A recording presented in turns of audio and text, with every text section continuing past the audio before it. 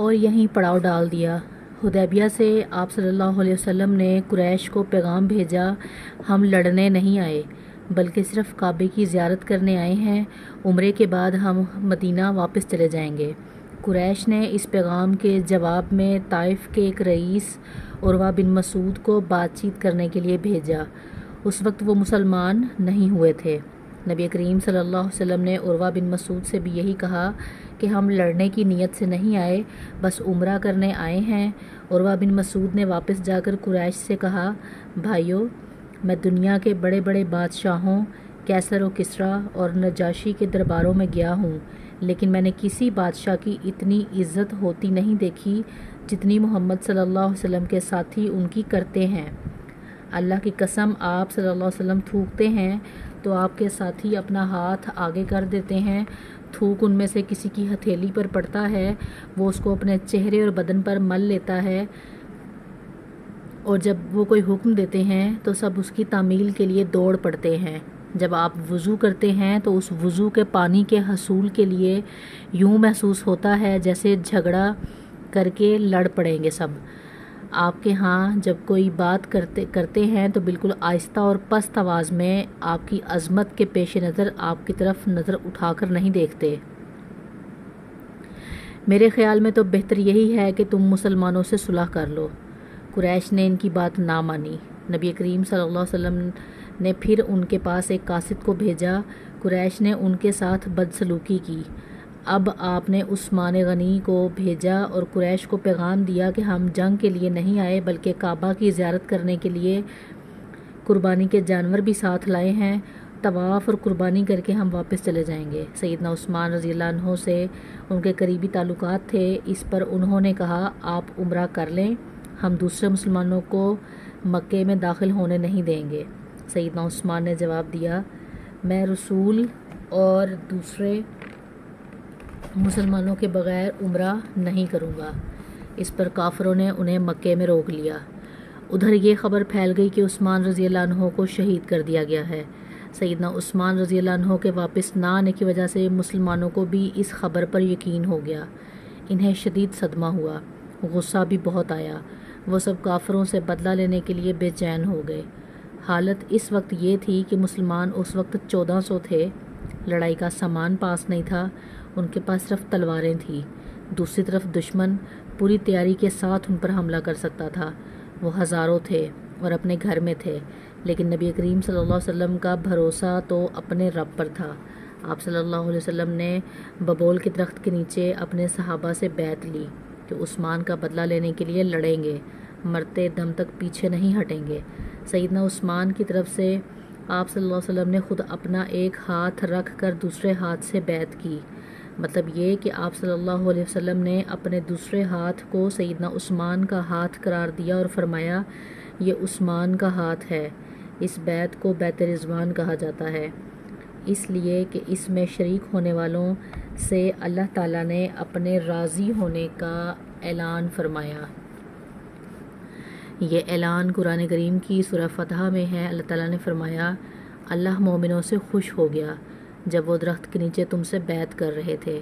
گویا جن لوگوں نے اس وقت یہ بیعت کی، اللہ ان سے خوش ہو گیا۔ اس سے بڑی خوش بختی اور کیا ہو سکتی ہے کہ جس سے اللہ خوش ہو جائے۔ اس لیے سیدنا عثمان غنی رضی اللہ عنہ کی شہادت کی خبر کے باوجود رسول کریم صلی اللہ علیہ وسلم نے اپنے ایک ہاتھ کو سیدنا عثمان غنی کا ہاتھ قرار دے کر اس بیعت میں انہیں بھی شامل کر لیا، تاکہ شہادت کے بہت بڑے مرتبے کے ساتھ وہ ان لوگوں میں بھی شامل ہو جائیں جن سے اللہ راضی ہو گیا۔ بیعت کے بعد لڑائی کی تیاری کر رہے تھے کہ عثمان غنی وہاں پہنچ گئے۔ انہیں زندہ سلامت دیکھ کر مسلمان بہت خوش ہوئے۔ دوسری طرف کافر مسلمانوں کا جوش و جذبہ دیکھ کر کافر مسلمانوں کے ساتھ صلح کرنے پر آمادہ ہو گئے۔ انہوں نے چند شرائط پر مسلمانوں سے صلح کی۔ ایک معاہدہ لکھا گیا، اس میں یہ تمام شرائط درج کی گئی۔ اس معاہدے کا نام صلح حدیبیہ مشہور ہوا اور یہ بیعت رضوان کے نام سے مشہور ہوئی۔ معاہدے کی ایک شکل یہ بھی تھی کہ اس سال مسلمان عمرہ کیے بغیر چلے جائیں، اگلے سال ذی-القعدہ کے مہینے میں قریش 3 دن کے لیے مکہ سے نکل جائیں گے، مسلمان ان دنوں میں عمرہ کر لیں۔ چنانچہ آپ صلی اللہ علیہ وسلم تمام صحابہ کرام کے ساتھ واپس چلے گئے۔ بیعت رضوان کے بعد عثمان رضی اللہ عنہ خیبر کی لڑائی میں شریک ہوئے۔ یہ لڑائی ہجرت کے 7ویں سال محرم کے مہینے میں پیش آئی۔ فتح کے بعد آپ صلی اللہ علیہ وسلم نے سیدنا عثمان غنی کو خیبر میں زمین کا ایک حصہ عنایت فرمایا۔ ہجرت کے 8ویں سال نبی کریم صلی اللہ علیہ وسلم 10,000 صحابہ کے ساتھ مکے کی طرف روانہ ہوئے۔ ان میں سیدنا عثمان بھی شامل تھے۔ مکے کی فتح کے بعد حنین کی لڑائی میں بھی عثمان غنی رضی اللہ عنہ نے شرکت کی۔ اس کے بعد تبوک کی لڑائی کا واقعہ پیش آیا۔ روم کا بادشاہ مدینہ پر حملہ کرنا چاہتا تھا۔ نبی کریم صلی اللہ علیہ وسلم نے آگے بڑھ کر اس کا مقابلہ کرنے کا ارادہ فرمایا۔ آپ صلی اللہ علیہ وسلم ارد گرد سے بھی مسلمانوں کو اکٹھا کیا۔ اس طرح ایک بڑا لشکر جمع ہو گیا۔ اتنے بڑے لشکر کے ساتھ خوراک، ساز و سامان کے ساتھ ہتھیاروں اور سواریوں کا انتظام ایک مسئلہ تھا۔ اس لیے نبی کریم صلی اللہ علیہ وسلم سے دل کھول کر چندہ لینے کا اعلان کیا اور فرمایا کہ ایسا کرنے والوں کے لیے جنت ہے۔ مسلمانوں نے اس موقع پر ایک دوسرے سے بڑھ چڑھ کر حصہ لیا۔ سیدنا ابوبکر صدیق رضی اللہ عنہ گھر کا سارا سامان لے آئے۔ سیدنا عمر فاروق رضی اللہ عنہ گھر کا نصف سامان لے آئے۔ عبد الرحمن بن عوف نے 40,000 درہم دیے۔ باقی صحابہ نے بھی جتنا زیادہ سے زیادہ ممکن تھا روپیہ اور سامان دیا۔ عورتوں نے اپنے زیور اتار کر ڈھیر کر دیے۔ اس روز سیدنا عثمان غنی نے تو حد ہی کر دی۔ ہوا یہ کہ عثمان غنی رضی اللہ عنہ نے ملک شام کے لیے ایک قافلہ تیار کیا تھا جس میں بالان اور کجاوے سمیت 200 اونٹ تھے۔ تقریباً 30 کلو کے قریب چاندی تھی۔ آپ رضی اللہ عنہ نے یہ سب صدقہ کر دیا۔ اس کے بعد پھر 101 اونٹ اور بالان اور کجاوے سمیت صدقہ کر دیے۔ اس کے بعد 1000 دینار جو تقریباً 5.5 کلو سونے کے برابر ہے نقد لے آئے اور انہیں نبی کریم کی آغوش مبارک میں بکھیر دیا۔ رسول پاک صلی اللہ علیہ وسلم نے انہیں الٹتے پلٹتے جاتے اور فرماتے جاتے، آج کے بعد عثمان جو بھی کریں انہیں کوئی ضرر نہیں ہے۔ اس کے بعد سیدنا عثمان غنی نے پھر صدقہ کیا اور صدقہ کیا یہاں تک کہ ان کے صدقے کی مقدار نقدی کے علاوہ 900 اونٹ اور 100 گھوڑے تک جا پہنچی۔ غزوہ تبوک کے سفر کے موقع پر بھی عثمان غنی رضی اللہ عنہ ساتھ تھے۔ واپسی پر ام کلثوم چند دن بیمار رہ کر وفات پا گئی۔ نبی کریم صلی اللہ علیہ وسلم اور عثمان رضی اللہ عنہ کو شدید صدمہ پہنچا۔ ہجرت کا 24واں سال شروع ہونے سے 3 دن پہلے دوسرے خلیفہ سیدنا عمر فاروق فجر کی نماز پڑھا رہے تھے کہ ایرانی غلام ابو لولو فیروز نے ان پر خنجر سے وار کیا۔ اس پر وہ بہت زخمی ہو گئے۔ جب انہیں بچنے کی کوئی امید نظر نہ آئی تو 6 صحابہ کے نام تجویز کیے اور فرمایا ان میں سے کسی ایک کو خلیفہ چن لینا۔ ان 6 صحابہ کے نام عثمان، علی، طلحہ، زبیر، عبد الرحمن بن عوف اور سعد بن ابی وقاص رضی اللہ علیہ مجمعین ہیں۔ سیدنا عمر فاروق نے 1 محرم کو وفات پائی۔ اس کے بعد 2 دن تک خلافت پر بات ہوتی رہی۔ آخر سیدنا عثمان غنی کو خلیفہ چن لیا گیا۔ خلافت کے وقت عمر مبارک 70 برس سے زیادہ تھی۔ اپنی شہادت تک تقریباً 12 سال تک خلیفہ رہے۔ اس عرصے میں کئی نئے ملک اور علاقے فتح ہوئے۔ اسلامی حکومت کا رقبہ لاکھوں مربع میں پھیلا۔ ایک شاندار بحری بیڑا تیار ہوا۔ ان کے زمانے میں آذربائیجان سیدنا خالد بن ولید رضی اللہ عنہ کے ہاتھوں دوبارہ فتح ہوا۔ اسی طرح آرمینیا فتح ہوا۔ 27 ہجری کو سیدنا بن عبداللہ سعد بن ابی سرح رضی اللہ عنہ نے افریقہ پر چڑھائی کی۔ اس طرح طرابلس، قبرص، تبرستان اور جرجان کے علاقے فتح ہوئے۔ 29 ہجری میں تو گویا فتوحات کا سیلاب ہی آ گیا۔ کچھ علاقوں نے عمر رضی اللہ عنہ کی شہادت کے بعد بغاوت شروع کر دی تھی، اس کو بھی دوبارہ فتح کیا۔ چنانچہ فارس، مرغ، بلخ، ہرات تک کے سارے علاقے فتح کر لیے گئے۔ سیستان، تخار، ترکستان فتح ہوئے۔ ترکستان ایران اور چین کے درمیان واقع ہے۔ تالیکان، فاریاب اور جرجان ان سخت لڑائیوں کے بعد فتح کیا گیا۔ بہت سے علاقے اسلام کے پرچم تلے آ گئے، یہاں تک کہ اسلامی فتوحات کی سرحد چین کی سرحد سے جا ملی۔ ایک سالار عبد الرحمن بن سمورہ رضی اللہ عنہ بلوچستان تک آ پہنچے، اس کے بڑے حصے پر قبضہ کر لیا۔ اس زمانے میں بلوچستان نام کا کوئی صوبہ نہیں تھا، اس علاقے کو سندھ کا حصہ سمجھا جاتا تھا۔ پھر پورے ایران کو فتح کر لیا گیا۔ کابل سمیت وہ تمام علاقے اسلام کی حکومت میں شامل ہو گئے جو آج کل افغانستان، بلوچستان اور وسط ایشیا کا حصہ ہیں۔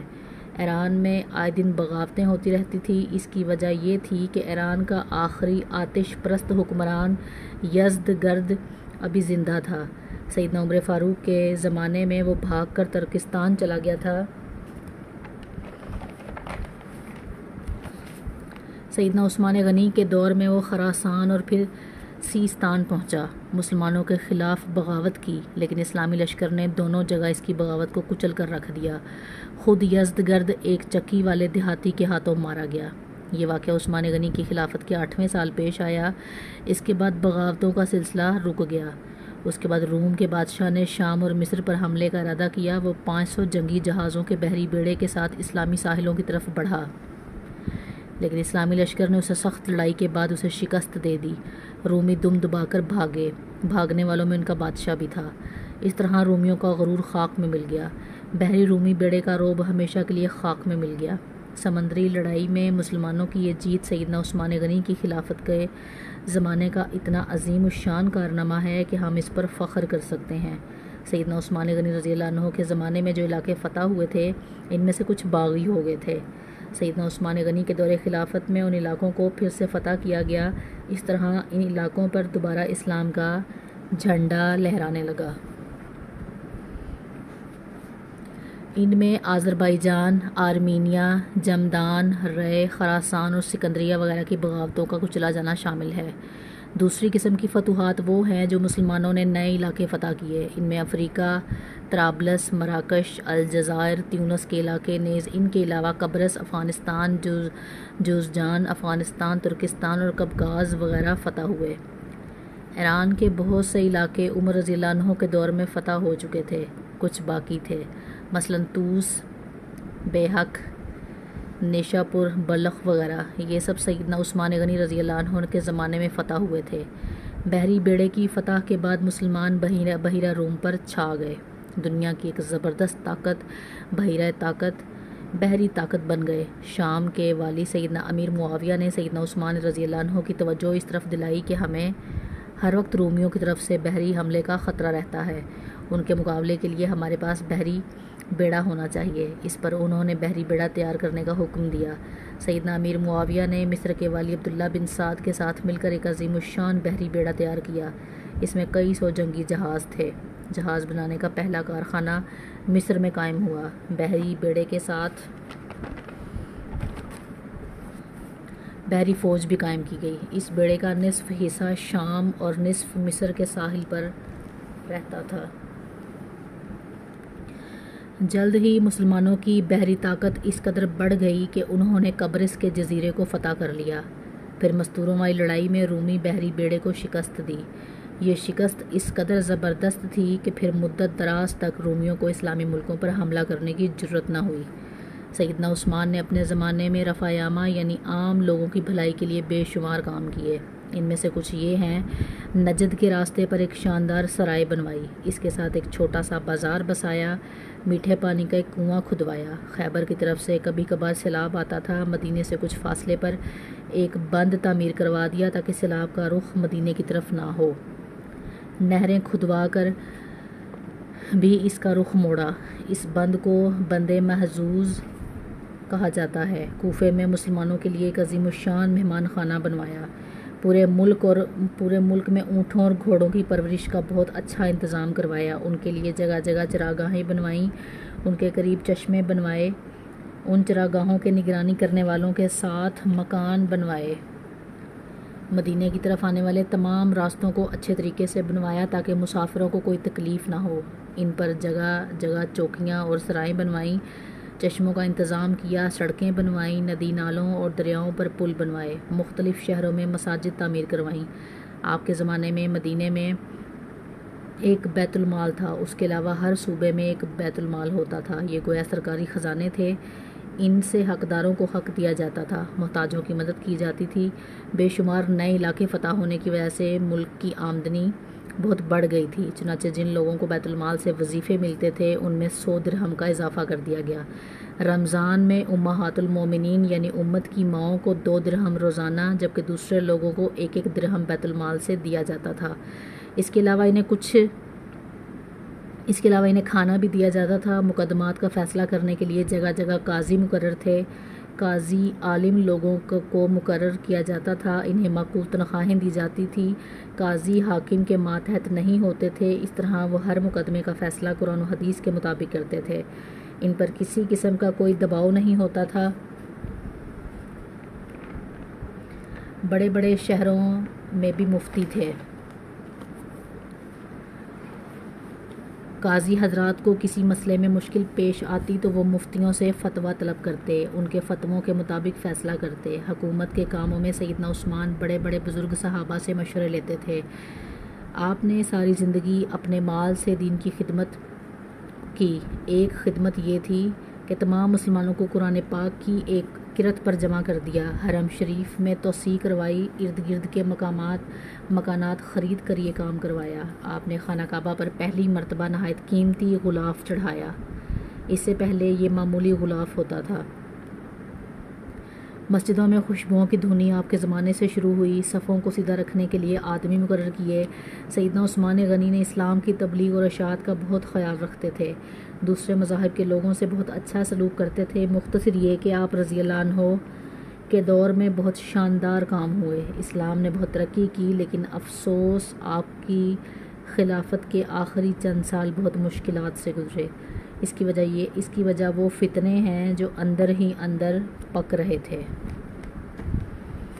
فتنوں کی یہ آگ آخرکار بھڑک اٹھی۔ سیدنا عثمان غنی کے خلاف فتنے برپا کرنے والے وہ لوگ تھے جو اپنے آپ کو مسلمان کہتے تھے لیکن اصل میں وہ مسلمان نہیں تھے۔ انہوں نے مسلمانوں کا روپ دھار لیا تھا، اور یہ روپ انہوں نے دھارا ہی اس لیے تھا کہ مسلمانوں کی جڑوں کو کھوکھلا کریں، ان کے علاوہ سازشیں کریں، ان کے خلاف سازشیں کریں، فتنے جگائیں، انہیں آپس میں لڑا دیں تاکہ مسلمان کمزور سے کمزور ہوتے چلے جائیں۔ سیدنا عثمان غنی کے خلاف سازشوں کا بازار جن لوگوں نے گرم کیا ان کا سردار عبداللہ بن سبا تھا۔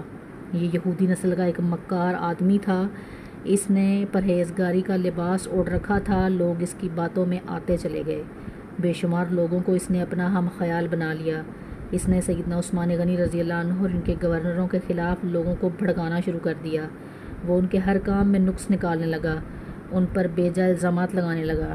بہت سے کمزور ایمان والے لوگ ان کے گرد جمع ہو گئے، ان میں ایسے لوگ بھی تھے جو نئے نئے مسلمان ہوئے تھے۔ کوفہ، بصرہ اور مصر میں اس نے سازشوں کا جال بچھا دیا۔ یہ جال اس قدر مہارت سے بچھایا گیا کہ بعض نیک دل لوگ بھی شک میں پڑ گئے کہ کہیں واقعی میں تو ایسا نہیں۔ ایسے لوگوں میں بھی بے چینی پھیل گئی۔ پھر بے چینی کی لہر مدینے کے لوگوں تک پہنچ گئی۔ عبداللہ بن سبا اور اس کے حامیوں نے فتنے اور سازش کی یہ آگ الزامات کے ذریعے بھڑکائی۔ اس نے الزام لگایا کہ عثمان غنی اپنے رشتہ داروں کو خوش کرنے کے لیے انہیں بڑے بڑے عہدوں پر مقرر کر رکھا ہے۔ انہوں نے بیت المال سے بڑی بڑی رقمیں ایسے لوگوں کو دی ہیں جو اس کے حقدار نہیں تھے بلکہ زیادہ تر ان کے رشتہ دار تھے۔ طرابلس کی جنگ پہ جو مال غنیمت حاصل ہوا اس کا 5واں حصہ بیت المال کا حق تھا، لیکن انہوں نے مصر کے گورنر عبداللہ بن مسعود کو دے دیا۔ جب سیدنا عثمان تک یہ باتیں پہنچیں تو انہوں نے بھرے مجمع میں ان الزامات کے یہ جواب دیے۔